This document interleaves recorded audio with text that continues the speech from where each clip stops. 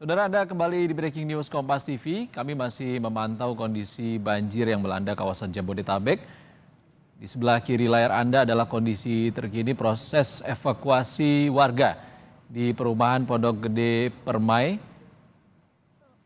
Bekasi, Jawa Barat. Dan di sebelah kanan Anda adalah proses evakuasi di titik lainnya di Bekasi, Jawa Barat, yakni di kawasan Jati Asih, Bekasi, Jawa Barat. Proses evakuasi di kedua tempat ini masih berlangsung dan kabarnya di kawasan Jati Asih adalah titik yang cukup parah dengan ketinggian 2 hingga 3 meter genangan banjirnya. Kami masih menantikan informasi terbaru dari jurnalis Kompas TV yang akan melaporkan dari sana.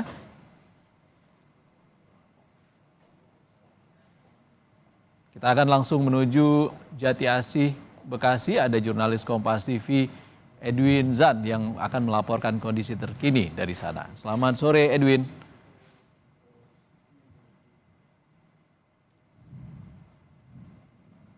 Selamat sore Edwin. Selamat sore Ihsan. Baik Edwin. Dan saudara.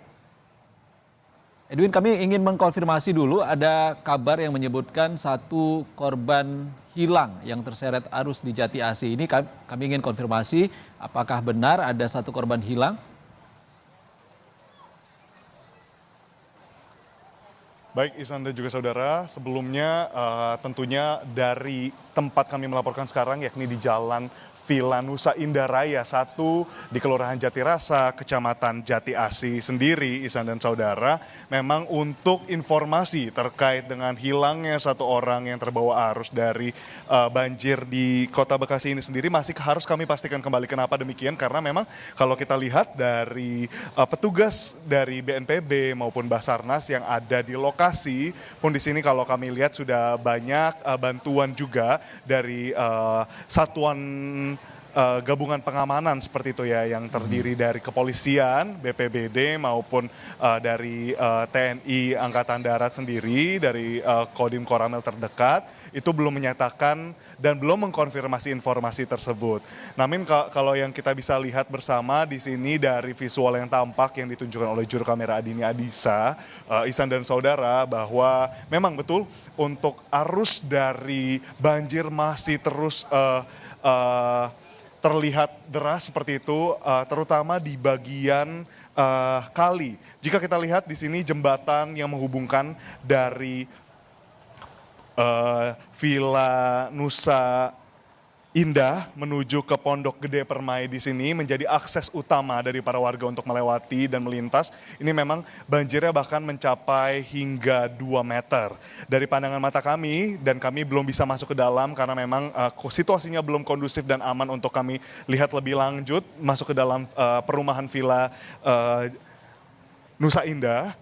Memang kalau dari pandangan itu sudah mencapai 2 meter dan sampai sekarang evakuasi yang dilakukan masih terus bergulir, bukan hanya dilakukan oleh satuan BPBD dari Kota Bekasi sendiri, namun juga tadi kami melihat beberapa ada mobil bantuan dari luar Kota Bekasi, diantaranya ada dari Jakarta, dan juga tadi kami sempat berbicara dengan beberapa masyarakat di sini, beberapa diantaranya bahkan secara swadaya bagi kantor atau maupun bagi tempat pekerjaan mereka yang kira-kira memiliki alat bantuan, alat perlindungan APD seperti itu yang bisa dikerahkan dan diberikan bantuannya untuk mengevakuasi korban, itu masih dilakukan.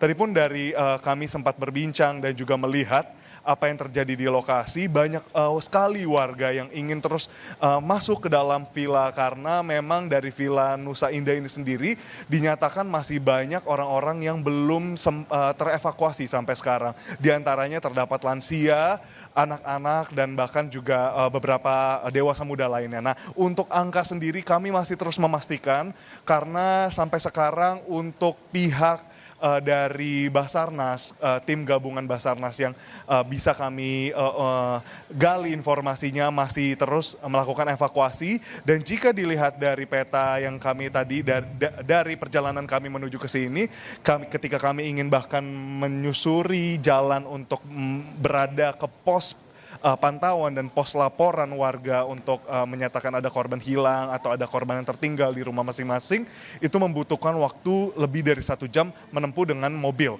Berbeda jika dengan motor, waktunya harusnya lebih singkat, namun itulah juga yang menjadi kendala di sini, Ihsan dan saudara, bahwa adanya kendala akses yang begitu berarti. Karena memang akses yang dapat dilihat di layar kaca Anda, saudara, memang akses utama dari warga di Villa Nusa Indah untuk memobilisasi, bergerak, dan keluar masuk dari perumahan Villa Nusa Indah ini sendiri. Nah, dari tadi yang sudah kami pantau juga pukul siang hari jam 2 siang berada di sini, cuaca yang terjadi yang memang berlangsung di Villa Nusa Indah ini sendiri di Kota Bekasi sudah mendung dan bolak-balik ada gerimis, lalu hujan deras, lalu kembali berhenti dan begitu seterusnya.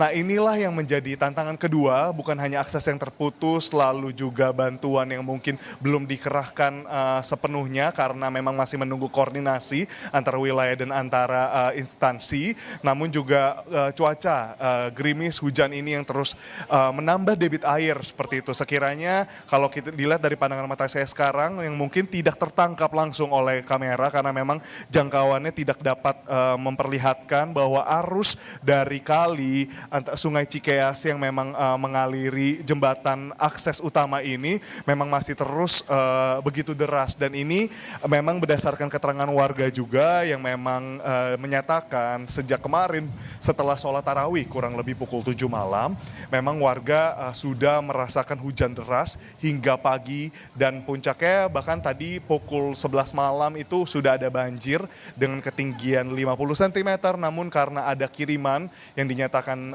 melalui Sungai Cikeas ini dan dengan tanggul di Kota Bekasi yang memang dari kesaksian warga itu sempat bocor, sempat keluar, jadi waktu debit airnya juga tidak dapat tertahan oleh tanggul.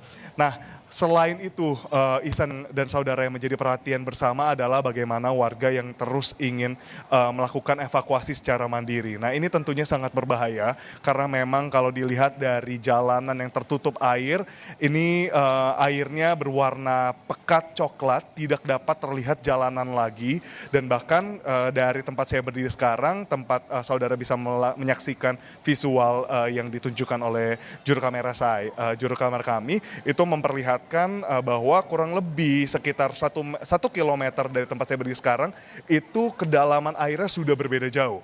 Jika di depan saya ini hanya kurang lebih mencapai mata kaki atau kurang lebih 20 cm, kita berjalan 500 meter ke depan itu sudah berubah menjadi 80 cm. Berjalan kembali 500 meter sudah menjadi kurang lebih sampai leher dan bahkan sampai 150 cm. Nah, inilah juga yang menjadi perhatian supaya bantuan dapat dikirimkan segera. Harapannya dari tim gabungan dapat membantu warga yang masih harus dievakuasi. Ihsan. Baik.